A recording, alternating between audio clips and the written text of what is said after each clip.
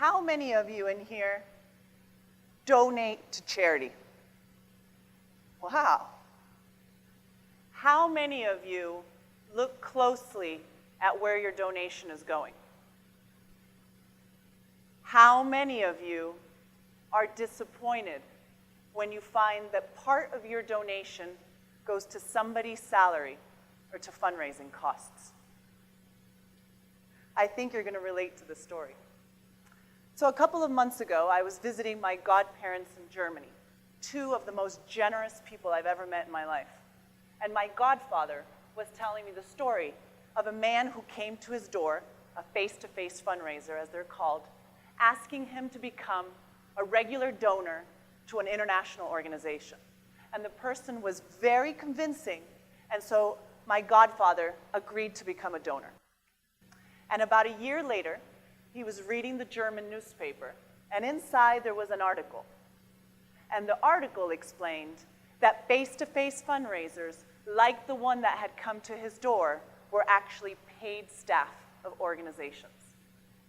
And he was so disappointed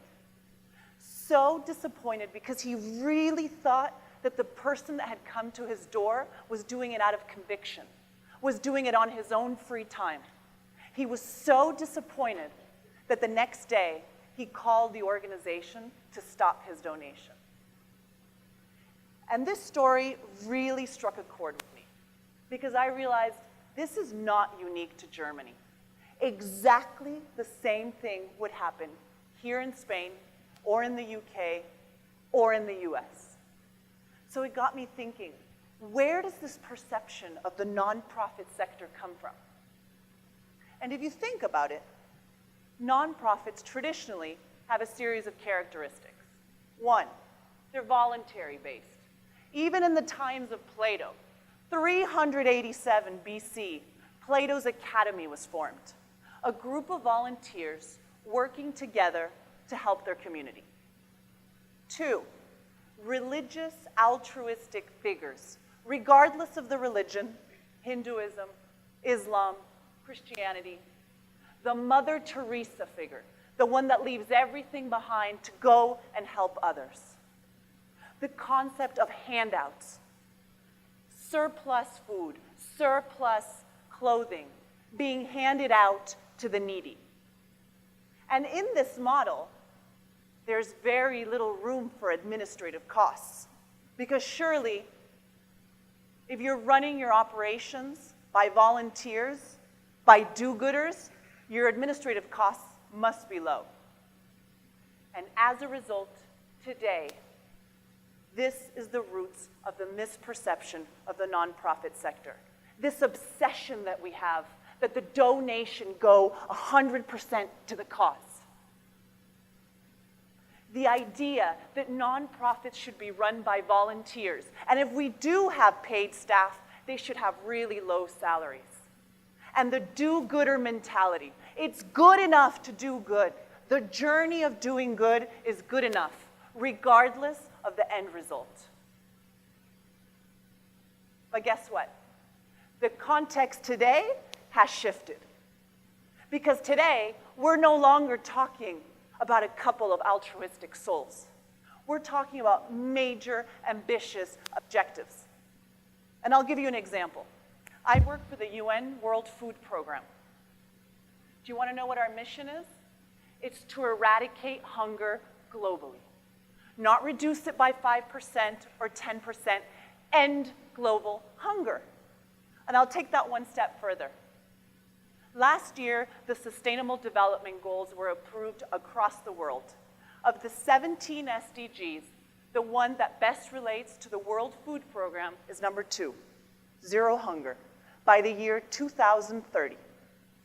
There are 795 million people in the world that are hungry right now. Do we want to talk about scaling up? This is the context today.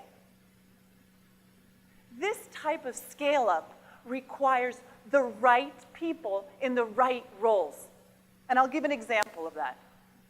Within the humanitarian context, big data philanthropy is proving to be revolutionary. But big data philanthropy requires chief data scientists. These individuals are extremely well educated and trained. They have PhDs, they're engineers. We cannot expect them to be volunteers. If we want to find a cure for malaria, if we're going to base it on volunteers, it's going to take 150 years. We need the right people in the right roles. And as a sector, the nonprofit sector, we need to embrace a shift in our internal cultures. We need to understand that as a sector, we need to do whatever it takes to reach our missions, whatever it takes. And guess what?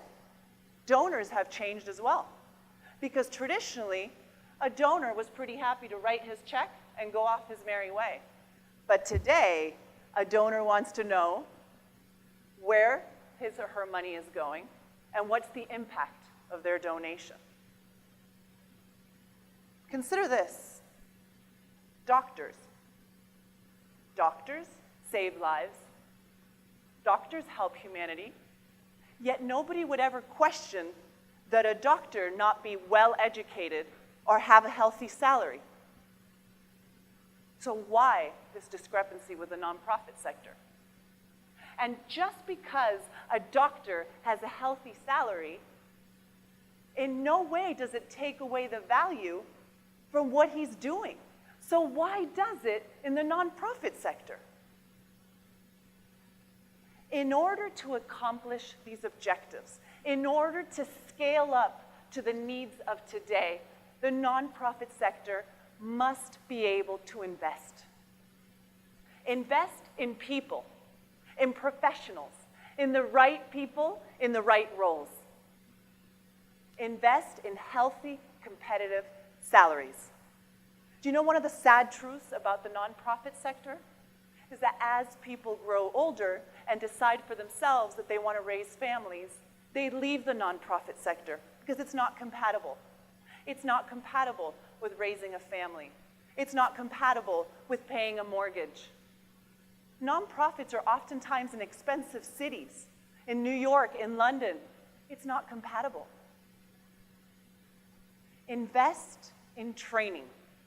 There's an excellent study done by a professor of fundraising and sustainable philanthropy, Adrian Sargent and Amy Einstein. And in this study, they show the correlation between training of major donor fundraisers and how much each of those individuals raise. It is a direct correlation.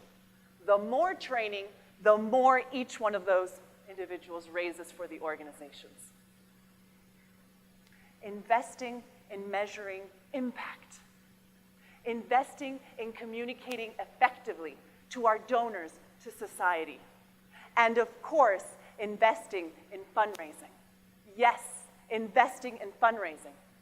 Because a solid fundraising campaign can grow an organization exponentially. It can make it go a lot quicker to that end goal. The key in all this, of course, is the return on investment. For every euro that I put into any one of these initiatives, how much am I getting in return? That's the key. But it's not just about investing. It's about changing that internal culture of nonprofits, that it's not good enough to do good, that we have to do whatever it takes to reach that ambitious objective, to deliver real impact, whatever it takes. So what can we do? We have the suffocating cultural misperception. What can we do? We rebrand. Why not rebrand the charity sector? Use it as a catalyst for change. And when I say rebrand, I'm not talking about changing the name, which, by the way, should definitely be part of the process. Because if you think about it, nonprofit sector just describes what we're not. Charity sector and voluntary sector are just wrong. So yes, part of the rebrand process should be changing the name. But I'm talking about something much deeper than that. When we think of the brand Apple, who cares if it's called apple or banana or orange? What's important is what that brand stands for. The attributes, the positioning, the psychological construct around that brand. That's what we need to work for in the nonprofit sector. We need to come together and build a case for support, that the current affairs are suffocating, that we cannot scale up if we live with these limitations. Let's create a rebrand steering committee. This is an opportunity. This is a global phenomenon. So let's get key people from different countries, from different organizations, from different parts of an organization. Let's get donors, let's get media outlets. Let's get everybody together to make this change. Let's think about how we're going to create that internal cohesion. Let's think about strategically how we're going to change that perception. Let's hire brand managers to help us manage this process. And through this process, there are key elements that we need to take into consideration. Accountability.